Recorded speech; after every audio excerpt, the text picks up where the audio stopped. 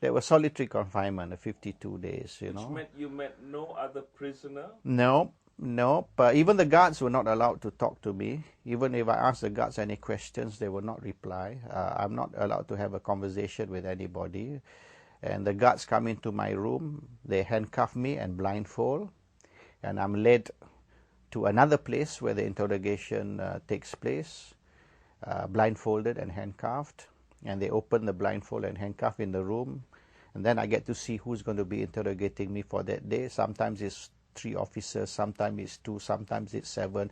And it's rotated different people at different times, Were you, over the 52 days, ever given the opportunity to see natural sunlight, a garden? No, no, no. We only see the inside of the cell and the inside of the interrogation room. And the only time I ever could enjoy some sunlight and open air was when they brought me to Bukit Aman, where the meetings with my wife was being held. I think they gave me 2 or 3 meetings during those almost 2 months. And of course the van couldn't drive right up to the top floor of Bukit Aman. You had to stop outside the lobby. So when being led from the van to the to the building, that's when I could feel some sunlight. Do you know where you were detained? No, and the place changes. Sometimes I'm detained in a certain place, and then they'll shift me to another place. There was a time where the detention was in a place I could hear children playing, probably playing football. I could hear the sound of a mosque in the distance during Azan, the Azan time. Then another place, after 2 weeks, they moved me to another place. It was underground. And then you hear nothing. It's there's no sound whatsoever except the sound of the pump. So I know we were underground because I could hear the air pump blowing, And the lights are on constantly, 24 hours. So you don't know when it's day or night. And of course... How else does the room, can you describe the room? It's about 10 feet square. 10 feet square, you have a piece of plywood for bed. There's no mattress, there's no pillows. So you have to learn how to sleep on your back because you can't turn around. And what I do is they give you this blue prison uniform. So I take off the prison uniform because it's stifling hot. There's no windows. It's got a steel door which is constantly closed. So you are in a sort of a concrete box, no ventilation. And so I take off my clothes because it's like a sauna. You're sweating anyway. And I roll up my clothes and turn it into a pillow. So I sort of sleep naked with my clothes as the pillow. And then, of course, you have this light, which is never switched off. So you learn how to sleep with the light shining in your face and lying on a piece of very, not only filthy, but very itchy. Your whole back is itching, probably because you're sweating, and it's most uncomfortable. But after a while, how uncomfortable it may be, you get to learn how to sleep. And then when you get released, you go back to your home and you have this comfortable bed and you can't sleep because it's just too good compared to the last 2 months. And would you have showers every day? Would you? There's a toilet, a squat pen, what they call a Siamese toilet, with a pipe. And they give you a bucket, a cebok. So you sort of stand over the toilet and use the bucket to pour water on your body, and that's about it. And they give you this little good morning towel, this face towel, which is what you use to wipe your body,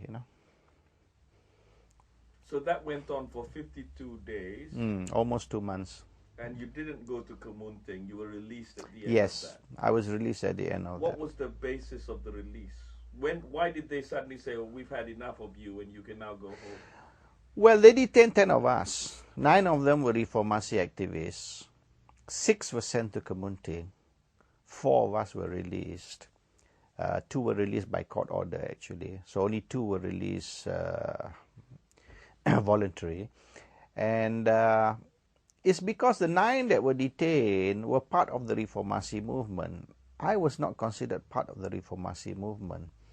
I was running the Free Anwar campaign. What they wanted to do was actually use those 60 days to get as much information as they could about how we operate, who's financing us, who are our contacts, who within the government we get to meet, who in the police, who in the army are supporting us. So they wanted to basically find out how wide and how strong is the Reformasi movement. And whether even within the police and the army and within the civil service, there are people who sympathize with us and who are secretly supporting us. It was a sort of a witch hunt. And they wanted to find, even our contacts in America, our contacts in Australia, who do we meet there? Who do we talk to? Who from the American government is supportive and sympathetic to our cause? So it was a fishing expedition, actually.